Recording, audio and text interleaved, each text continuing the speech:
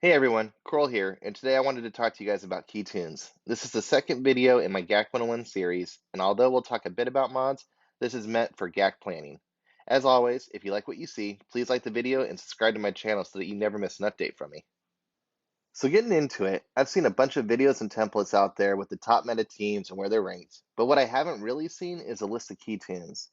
When planning teams for GAC, the overall team is important from a battle encounter perspective, such as getting gas to counter Grievous or Darth Revan, or maybe using CLS to mirror match or to counter Maul Mandas. While I do agree that this is important to your overall success rate in GAC, you probably don't have every single team. You probably don't have an unlimited amount of god tier mods or high tier mods for every tune in your arsenal. And this brings up the question, where do my best mods go? Do they go to my GL teams? Do they go to my top meta teams? The best answer that I've come up with, and what has drastically changed my win and loss rate in GAC, is that your best mods go to your key tunes.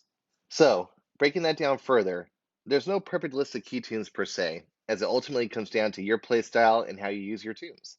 It also comes down to where you're at in the game. What tunes you have unlocked? Are they geared and relicked? And what does your mod depth look like? What is your mod quality? All these different factors are going to play a major part in how you mod these key tunes and how you set these teams up for success in GAC. So this leaves you with the predicament of I have X tunes, Y mods, but I want to be able to play smarter, I want to play better, I want to stretch my teams further, I want to get more wins. And that's where this theory comes into play. If you can adopt the mindset of key tunes instead of key teams, you're going to be able to stretch your teams further. Your mods are going to go further. You're going to do a better job. So with that, let's look at my list of key tunes. Note that if you don't have a certain tune that I cover, you should rank what you have higher, but fill these slots in with the tunes as you unlock them. Last note about key tunes. These are my personal choices, and I'm positive that there are other tunes out there that can be considered key as well. Please feel free to place them in one of the tiers that I'll go over with you for your own reference, or leave me a comment about a tune you think that should have made the cut, and I'll try to add them in a later follow-up video. To begin, let's talk about the Galactic Legend tier. I have the GLs listed in order of importance for me, but keep in mind that every GL here has a different mod focus. To start off, let's look at JMK. So for JMK here, he's the most versatile of the GLs. He is the best on defense, the best on offense, in my opinion. And for his mods, we're trying to go for speed and health. That's the way his team works, and that's what he's best suited with. Next, we're looking at Lord Vader. Lord Vader is modded for protection, and the way his kit works is he's going to take all that protection, convert it over into max health, and he's going to do more damage as time goes on. So you want him built for longevity to stay alive longer throughout the battle. Next is everybody's favorite Skywalker Ray. For Ray, there's two different mod loadouts you can do. You could do a full health set, which is going to help with longevity to keep her alive, to do her ults, and to win the battle. Another not as often seen but useful mod set is going to be full offense based, and that's going to be there so you can prevent C and Watts from countering your Ray team. Over to my personal favorite Galactic Legend, Jedi Master Luke. His mod loadout is basically going to just be full protection.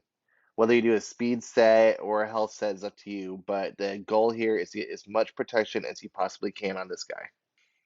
Next up is Rey's grandfather, Sith Eternal. He is going to be modded for health and protection. Whether you do more health or more protection is up to you. If you're going to use him to try to take down a J&K team, you're going to want full health mods because J&K is going to ignore that protection on a Sith. If you're going for Rey or any other GLs, you basically just want a healthy mix of protection and health, especially if you're using Watt, because you're going to use tank tech and you need that protection there to regenerate. Last but not least, on the GL circuit, we have Supreme Leader Kylo Ren. Two different ways we can mod him. We can either do offense primary, try to get speed up on him, or we could primarily focus on speed and get as much offense as we can on him. Either way, you're going to end up mostly with the same result. The next tier is Tier 1, Plug and Play. So for these guys, these are tunes that can be placed in multiple teams and for multiple reasons, but they usually require some specific stat that they need to hit to be useful, which is why they're so high up on this list. Here are my 4 Plug and Play tunes for consideration, beginning with Gideon. All right, for Gideon, we want as much speed as we can possibly afford to give him. And that's it. Second Plug and Play tune is Watt. We want to mod him for health and protection. We're trying to get longevity out of him. Ultimately, we want to get all 3 of his techs off if possible. Third on the list is armor. For mods on her, we're looking for speed primarily, but depending on where you're using her, add tenacity down there. You want to be able to get 2 or 3 stacks of signet off depending on what you're trying to do with her. Last for tier 1, we have Thrawn. Thrawn we're modding for speed, but the amount of speed depends on how you're trying to use him. Thrawn is here to control a battle, and some players prefer him to be fast speed so we can land a fracture faster and get going, but some people like to have a slow Thrawn because the way fracture works is it disappears either when you die or on his next turn, so you want to keep fracture on that toon longer. So it's up to you ultimately how you want to mod him. Tier 2 focuses on team-specific toons. These are toons that are key to the success rate of the entire team, but they don't mix and match. Here's a list of the key toons to be considered. To kick things off, we're going to start with Bosk. For Bosk, we're focusing on speed primarily, but we want to get as much health protection on him as possible as he's our tank on our bounty hunter team. Our second and last bounty hunter we're looking at is Grief. Grief, we're mining for speed as well, and that's going to be to use all of his abilities that he has to help the team out on our bounty hunter team. Next up is Piet. Piet, the primary focus here is speed. We want to use him and his speed to kick off the team and train for the Trooper team. For Darth Revan, we're looking on primarily speed, especially if you're using Talon on defense for an anti-IT counter. You want to get as much speed on him as you can, and then add that additional 20 from Talon. For General Grievous, we're aiming for max health as the primary sets. We can do a crit damage triangle if you want, but his special abilities are based off of his max health, so I opt to do as much max health as I can get. Going against the status quo, looking here at Rex, I mod for as much speed as I can get. Try to get as close to 300 as possible. This is because I specifically use the GAS 501st Rex team counter for Darth Revan. Similar to Rex, I mod Han strictly for speed. The reason I do this is because I use my CLS team to counter other CLSs, and I want my Han to outrun his Han. Next is Bad Batch Echo. You want to mod him as fast as you can get him. And the last toon we have for Tier 2 is BB-8. He's going to be on your JTR team, and we're going for speed to kick off that team train. Next up, we have Tier 3. Tier 3 is an additional list of priority key toons, but they require more than just a simple farm and relic to use. As you unlock these toons, they become a priority.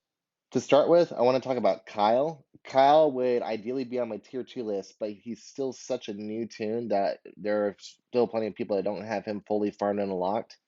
For Kyle, you're looking for as much speed as you can give him in order to start the team train for the Mon Mothma team.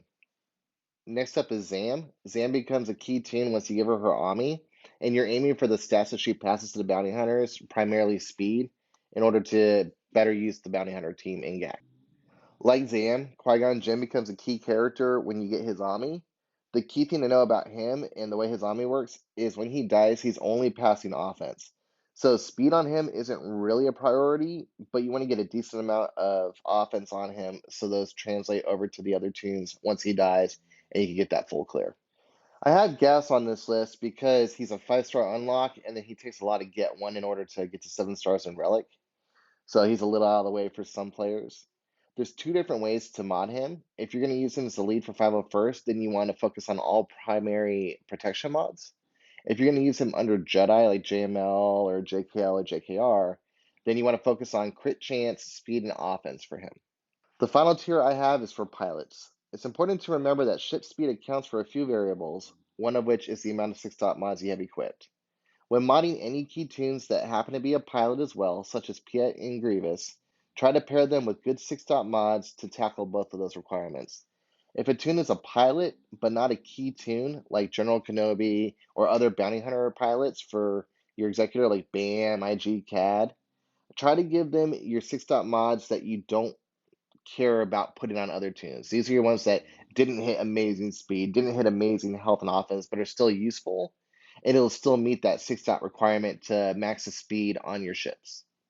And finally, I like to share a chart that I created with mod information and minimal stats to hit for these key toons. I'm basing these stats off of general GAC counters, so these are what I believe should be hit at a minimum. If you can exceed them, do so. If you can't hit them all, then get as close as you can, prioritizing the top of the list down to the bottom of the list. To sum it all up, if you could prioritize these toons first and then focus on their supporting cast, you'll find that you can stretch your teams further and you'll see better results than you did before. That's it for this video. I hope you liked it, and again, please like and subscribe if you haven't. Thank you, and I'll see you guys next week.